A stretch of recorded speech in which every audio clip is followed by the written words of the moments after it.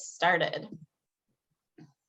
So this title of this talk, Beyond Deep Gladness, Coming to Terms with Vocations We Don't Choose, is trying to think about this concept of vocation. That's one that's really an important one in Lutheran tradition. Martin Luther very famously took this idea of Christian vocation as that was understood at the time. If you had a Christian vocation, that meant you were part of the church. So you were a priest or a nun, and that's what it meant for you to have a Christian vocation. And Luther understood vocation more broadly and said, you know, you're given gifts by God, and whatever you do with those gifts as a farmer or a teacher or a doctor, or you know, you're a parent, you're a citizen, any of these roles are part of our vocation. They're part of what God calls us to do. And for Luther, a key part of vocation is that you respond to the gifts you've been given by God to serve the neighbor in love. So Lutheran colleges and universities use this as an important concept for them. Many of them have this as a part of their mission, that they don't just prepare students for a career in the work world, but they also shape students or encourage them to think about who they are in all aspects of their life.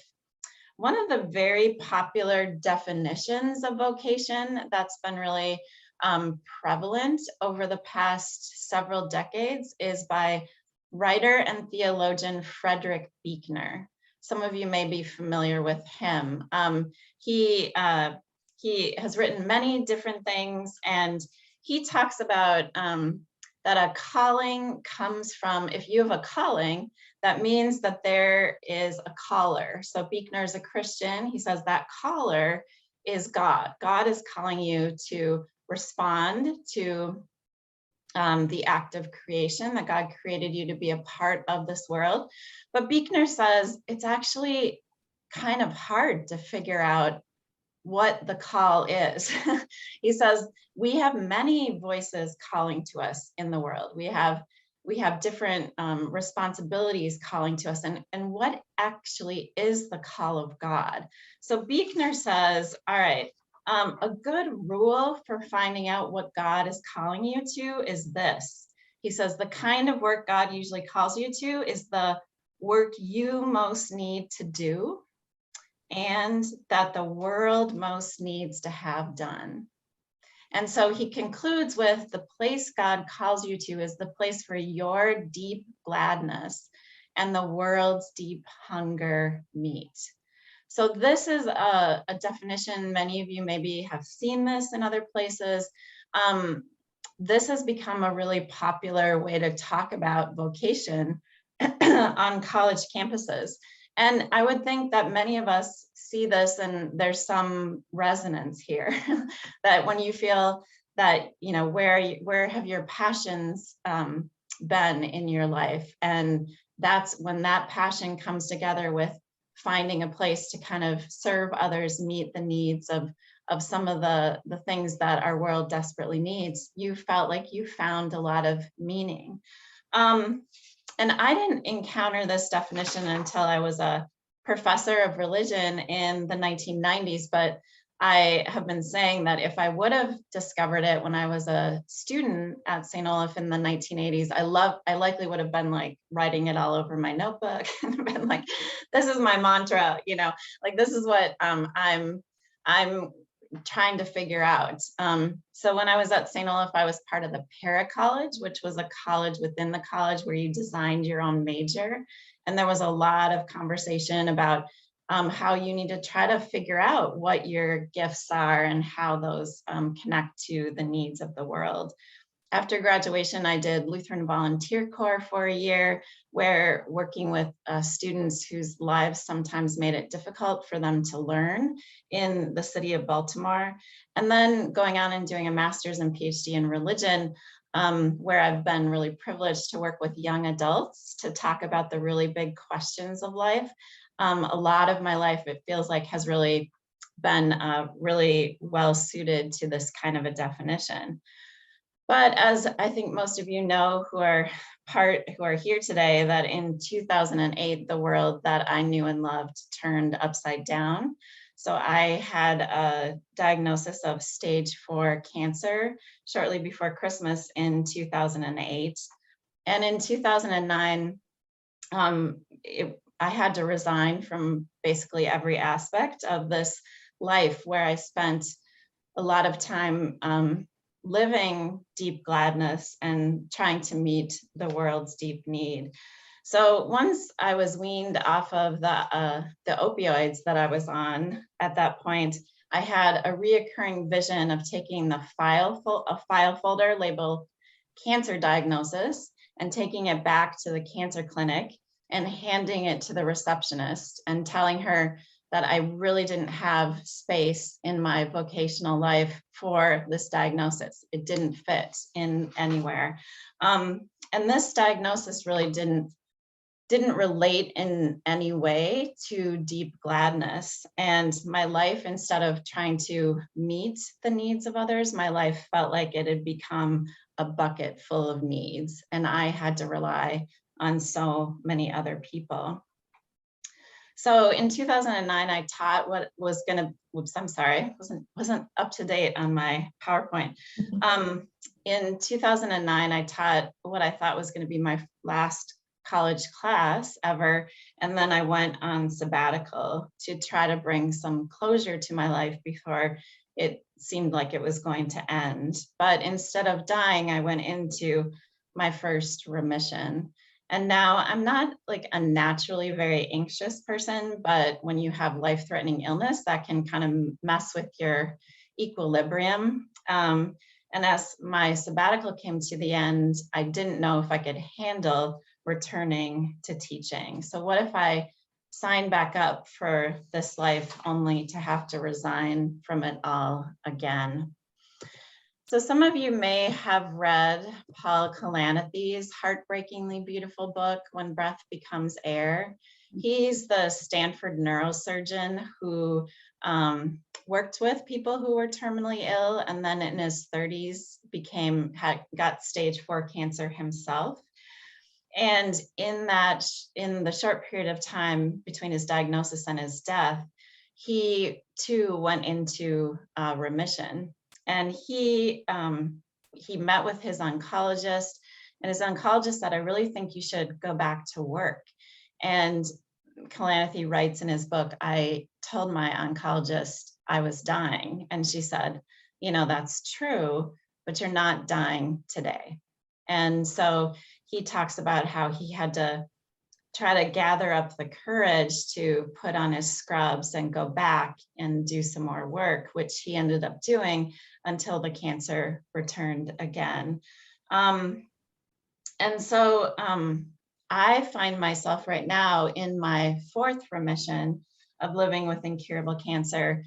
And while I still really love Buechner's definition of your deep gladness meeting the world's deep hurt or deep need, my experience of living with cancer, talking to other people who live with really serious issues, and talking to students who deal with a lot of really serious mental health and physical issues, I have become convinced that when we think about vocation, it's important to also make space for deep sadness as well as deep gladness.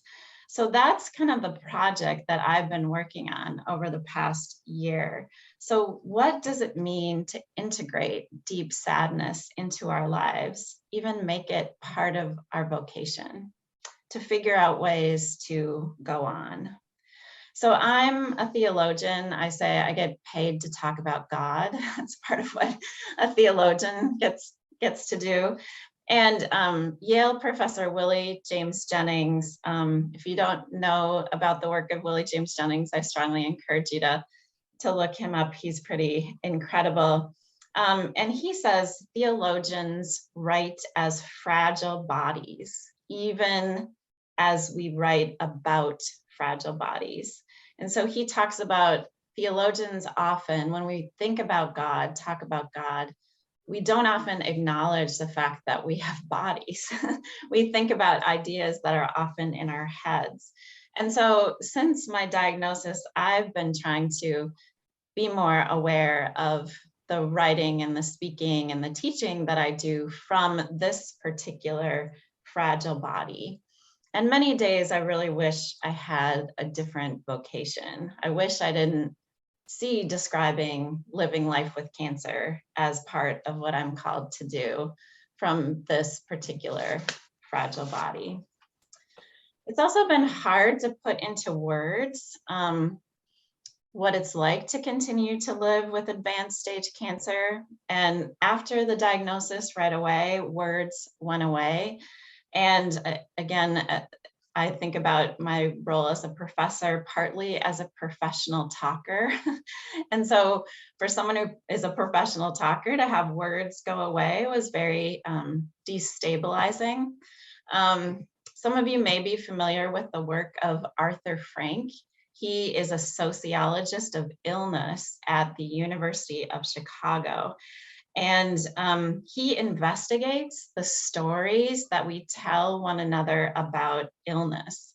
And he says that seriously ill people need to become storytellers in order to recover the voices that illness and its treatment often take away. So Arthur Frank says the stories we tell ourselves about illness often help give form to lives. When illness comes into life, it's harder for that life to seem like it has a form that makes sense. So stories help give shape to a life that gets very hard to figure out what that shape is when it gets really sick.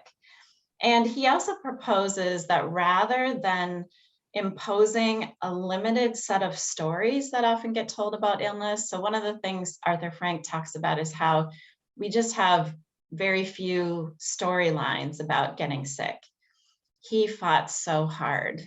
He just had the best fight. You know, she was always so positive.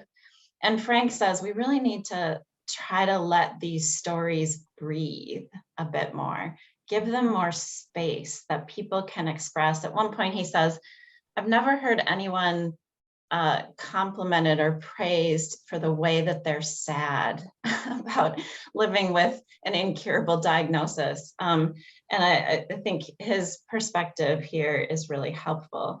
So I think when we're thinking about vocation, one of the things that I've been thinking about is the things that Arthur Frank talks about in terms of illness, I think also apply to thinking about our vocation. Who are we? What are we called to be and do in the world?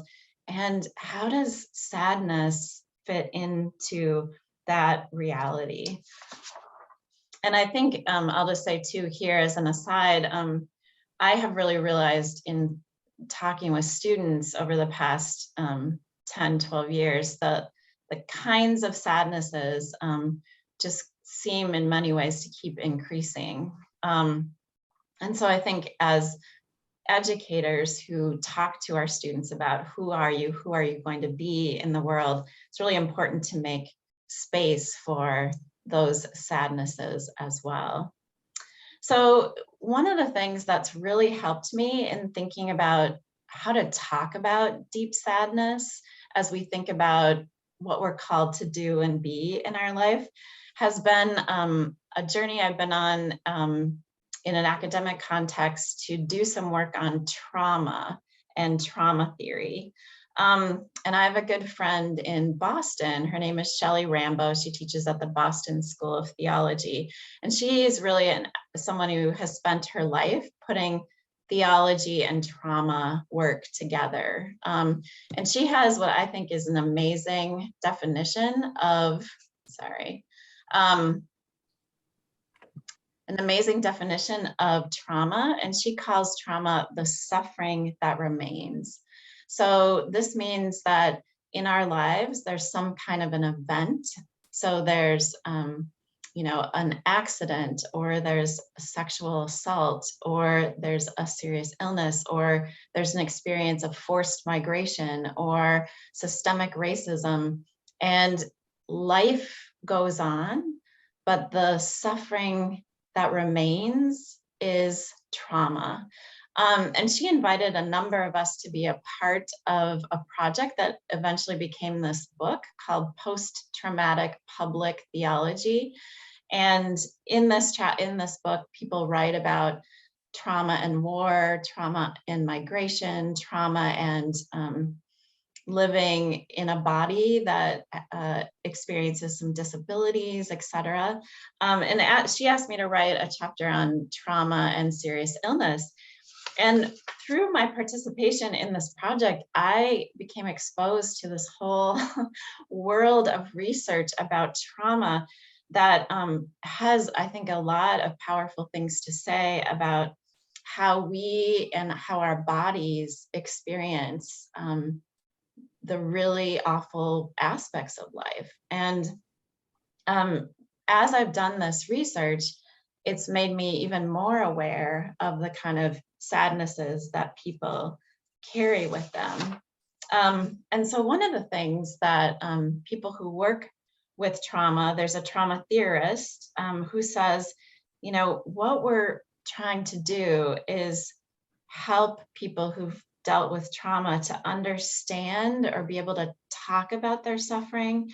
And we should try to avoid eliminating or discounting the truth of the reality that trauma survivors try to often transmit.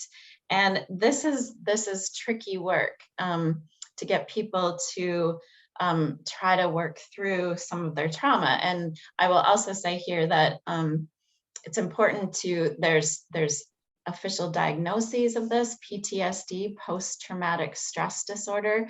And in many cases, we need professional help to address some of these issues.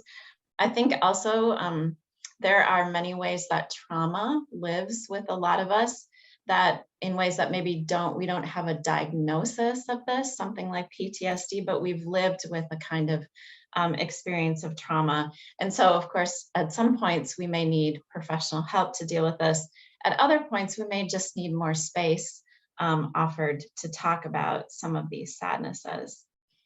I think from a religious theological perspective, one of the things too that I really want to lift up is the way in which there are liturgical practices, there are practices within our religious tradition that make space for sadness.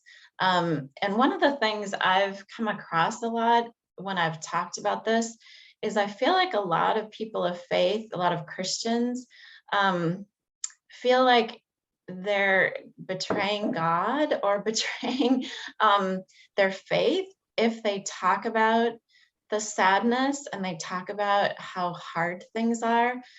And one of the things I've been trying to lift up is looking at the book of Psalms. There's 150 Psalms, and 60 of those Psalms are lament Psalms. That's 40% of the book of Psalms that are supposed to be filled with praises to God. So one of the Psalms that Christians often go to is Psalm 23. It's a beautiful psalm that I turn to a lot after my diagnosis. But we don't talk nearly as much about Psalm 22, which is right on the same page or next to the page of Psalm 23. And this is the psalm that Jesus quotes from the cross. My God, why have you forsaken me? And I often tell my students a more contemporary translation of this is, my God, where the hell are you? I cry out and you are silent. These are the words of the Psalms. How long do I have to wait? There's a lot of expression of deep sadness in these Psalms. I wasn't, you can see, I wasn't aware until really fairly recently, 5-10 years ago, about Psalm 88. Psalm 88 is a lament psalm, and it ends in despair. Darkness is my only companion. Now, most lament psalms don't end in despair. They end with a sense of, God hears my call. And I'm glad not all lament psalms end in despair. um, but I think it's really an important point that one of them does.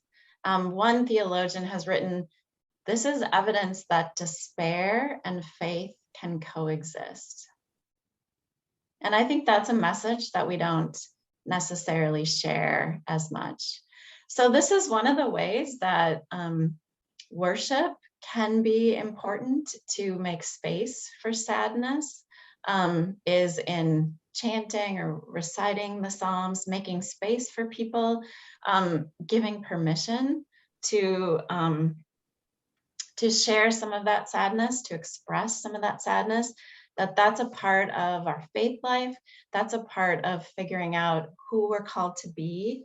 And I think it also, one of the dominant ways Christianity gets depicted in the wider culture is that faith helps people overcome suffering.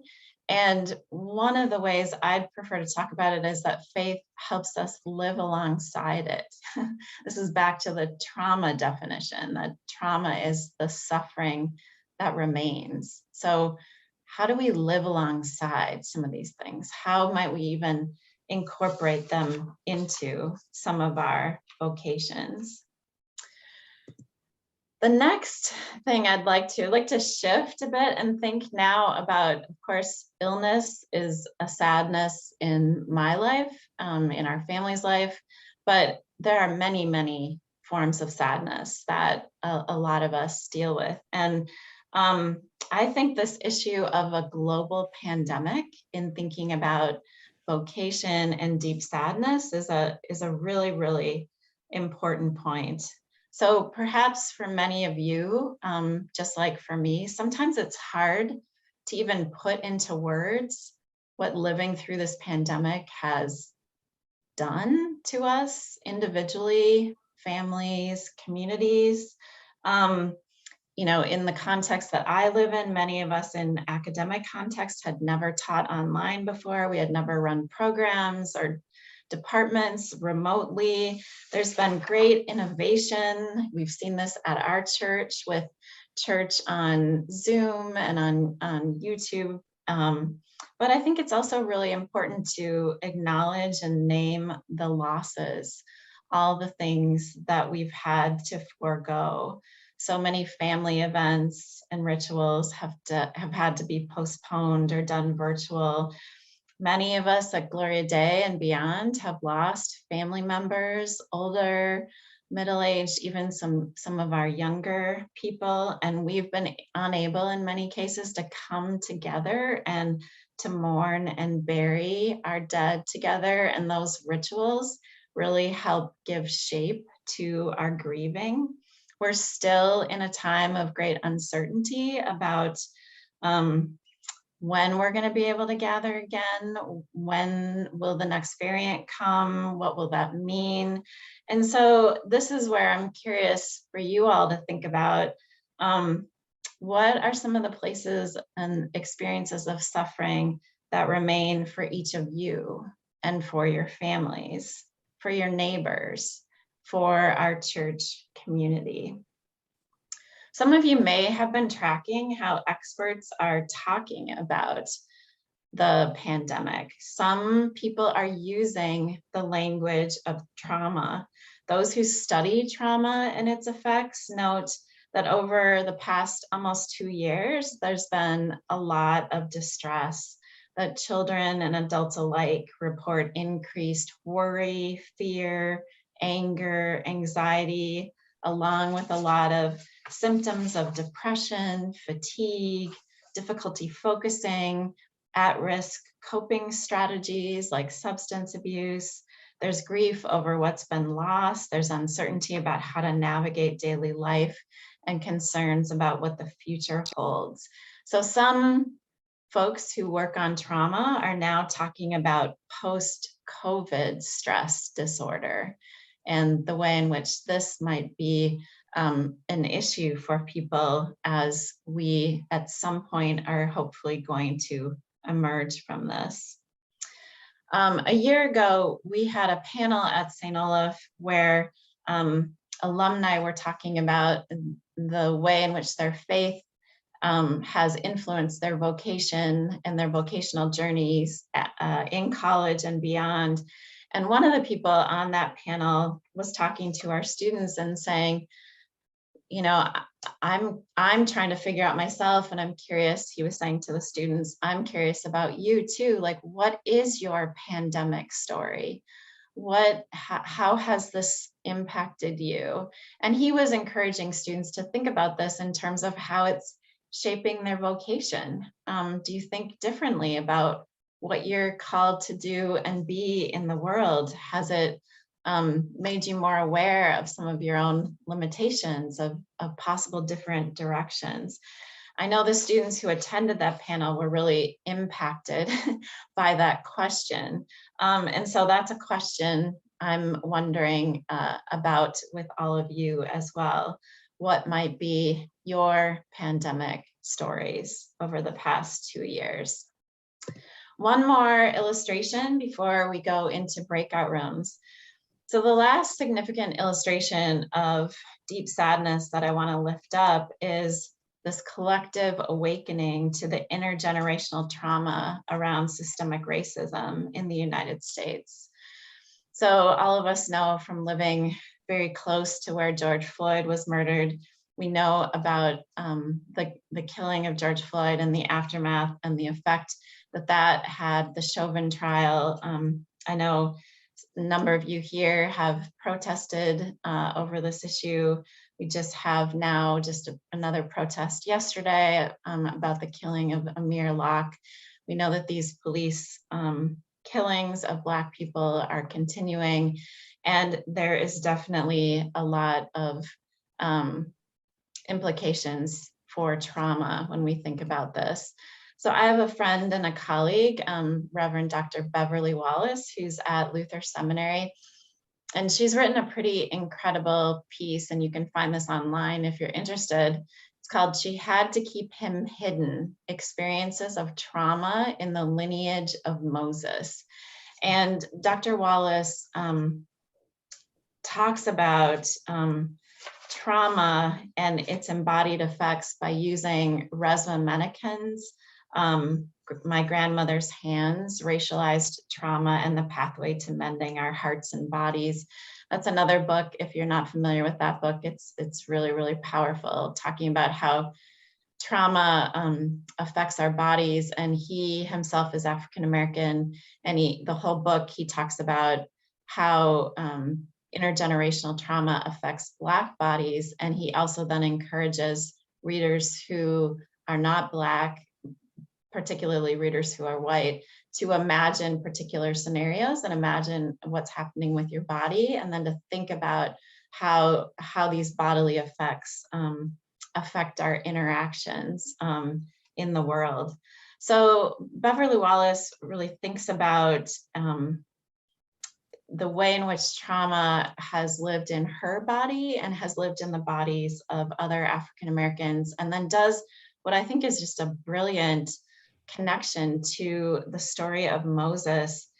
And she writes this piece shortly after George Floyd is murdered, and she talks about George Floyd's calling for his mother, and the connection between a mother and a son, and then thinks about the relationship between Moses's mother, Jochebed, and Moses. And Jochebed getting pregnant at a time where there was a decree to kill all the Hebrew baby boys, and the trauma that would have been experienced in her body as she wondered if this child was going to be a boy, and would his life be at risk. And then she talks about the trauma of the sister, Moses' sister, Miriam, when the baby boy was born, and the realization they would have to try to give him up so that they could try to save his life. And she goes through and makes all of these really profound connections to African American lives and the history in the United States. And I think she's really, in this piece, talking a lot about vocation. How do we respond to these kinds of traumatic experiences? And she points to and really highlights the role of the midwives in this story. The midwives play a really crucial story. They help they make sure that the baby doesn't get killed, and they defend their actions to Pharaoh. And so she wonders where we would find ourselves in the story, and would we potentially be able to play a role like the midwives. So last spring I taught a class. We were talking before we started. It was my first experience of teaching fully online. This is a clip from my students last spring, and I taught a class called Anti-Racist Christian Theologies. And for me, this is part of my vocation as a white Christian theologian, to try and not ignore and not shy away from the realities of racism within the Christian tradition, and my role in perpetuating those as a white Christian theologian. So in this class, we read Willie James Jennings, we did we talked about Ibram Kendi and his work on anti-racism. We read Beverly Wallace and looked at trauma and how trauma is housed in the bodies. And we also talked about Beverly Wallace's piece on who do you connect with in the story of Moses. And so I give you these examples to hopefully prime the pump a little bit, to think about your own lives in the past couple of years. And this is where we're gonna move into breakout rooms. And I'm curious for you to think about, if you had to name one or two prominent aspects of your pandemic story, what would those be? And perhaps you would want to share some losses and laments over the past year and a half. What are some moments of grace that have brought joy and offered hope as we struggle to emerge from these pandemics? And before we move into breakout rooms, I just want to give an additional word here, that I just want to be clear too, that I'm not advocating by talking about all of this that everyone should now be trying to talk as much as possible about their own traumas and their own suffering. I realize that not all of us always have words for what's happened to us, that some of this is very personal and very private. I will also say the first time I returned to the classroom after my diagnosis, I got diagnosed in December. I was going to teach in January. I was not able to teach in January because I was too sick, but I taught one last class before I went on sabbatical in that spring of 2009. And I had a whole speech prepared before I went into class on the first day about, I was going to tell them that I got diagnosed with cancer, and then I just had these surgeries and all these treatments, and we would try to muddle on as best we could. And then I got into the classroom and realized I couldn't talk about this at all. I could barely stand up in the class. So I think it's important to say, I'm not trying to say that everyone needs to always share all of their sadnesses, especially with people maybe that they don't have a strong relationship to. I would also add as well that listening to colleagues and friends of color who talk about what people call the emotional labor and the personal cost of rehearsing some of their own race-based trauma in the company of especially white people. Sometimes they'll say it's not just exhausting, but at times it can even feel kind of exploitative. So all of this is to say this is tricky and delicate work.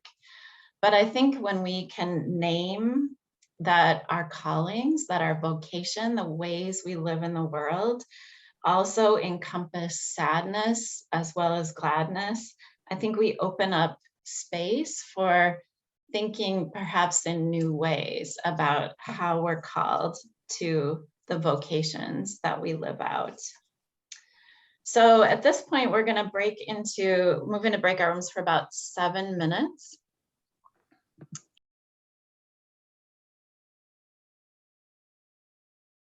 we didn't cut too many of you off in the middle of your sentence to come back. That's always a little stressful on Zoom in the breakout rooms when they're shutting down.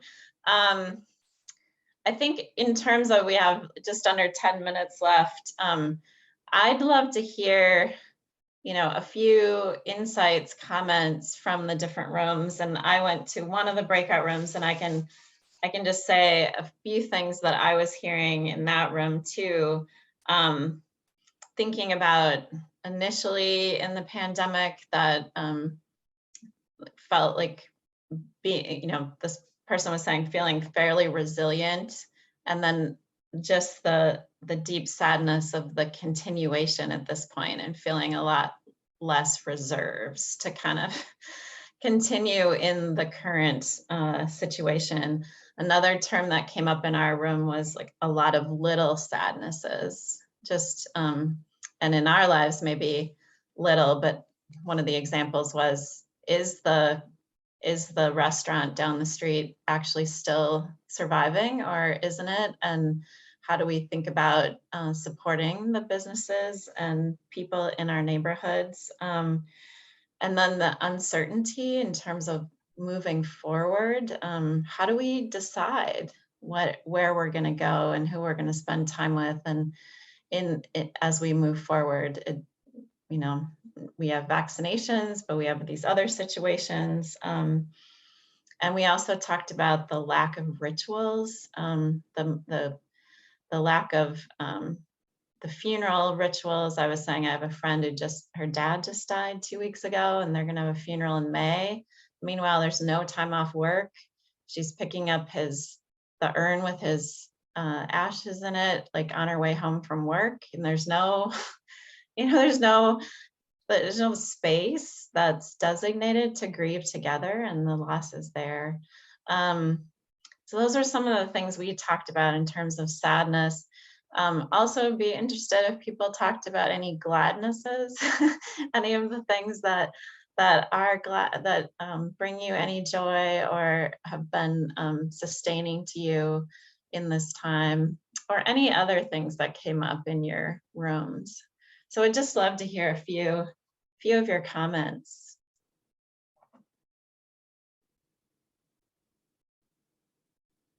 Ruth, go ahead. Ruth, you need to unmute.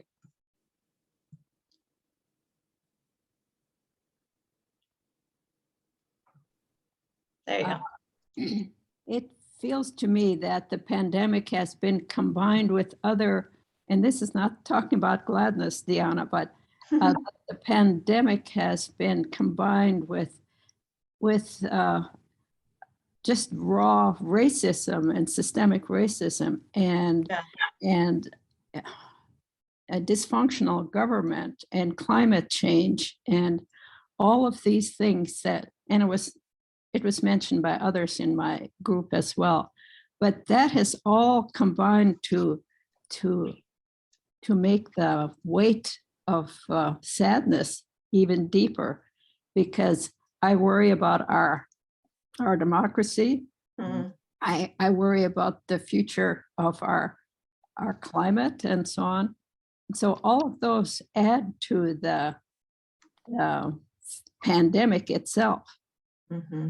Just seem to magnify everything. Yep, there's a lot of interconnectedness. It's not just COVID-19 pandemic. There are a lot of other really, really significant pressing issues that you just mentioned, Ruth, and those are all conspiring together at this time, that is for sure.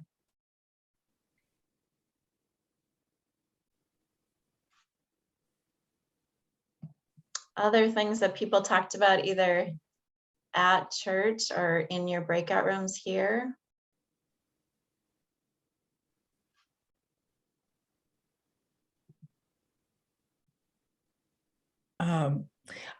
Mary in our group, I'm going to ask Mary to speak to this a little bit, but she used the term layers, which I think Ruth was also talking about. And this wonderful term, Mary, I'd explain it a little bit more, the invisible foundation of this time.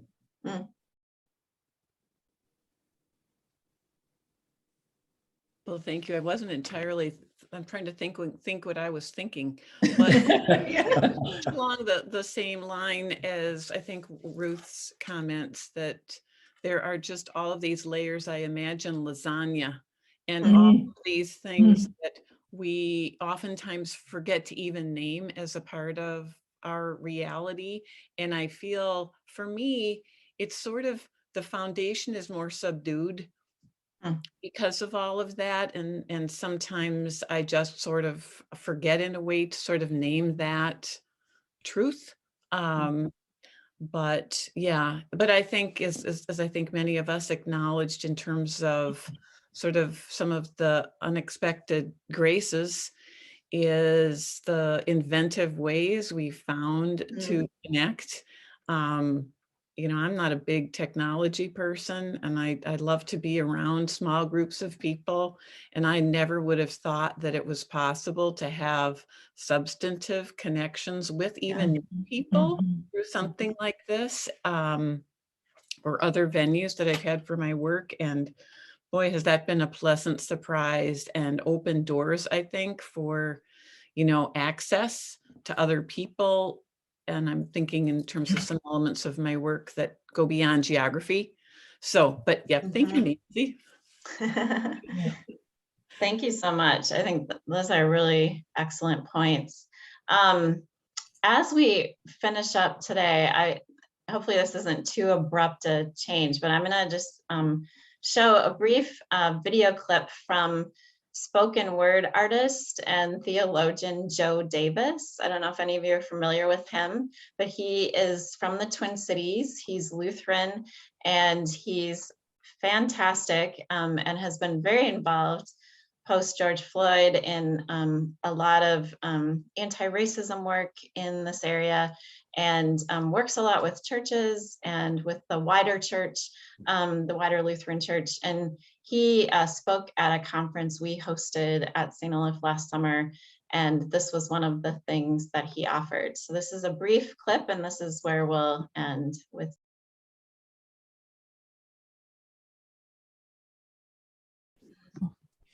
So hopefully you got a little bit of a few Lutheran notes in there. There's a period, only grace, period. And I think our faith calls us to be with and for one another, and to support one another in the good times and the bad. And that's one of the gifts that we have of being part of a Christian community like Gloria Day. So blessings to all of you. Thanks again for being here. And